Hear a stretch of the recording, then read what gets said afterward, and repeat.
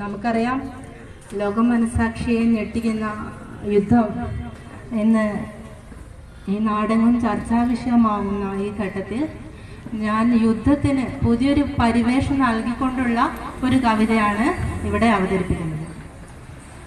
കവിതയുടെ പേര് പോർമുഖം.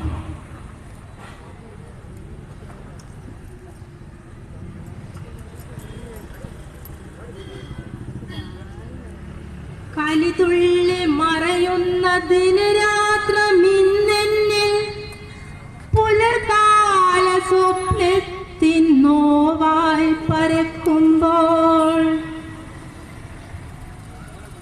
ഇരുളിൻ മറയ്ക്കുള്ളിൽ ചിതറിയ ജീവിതം ജാലകവാതിൽ തുറന്നു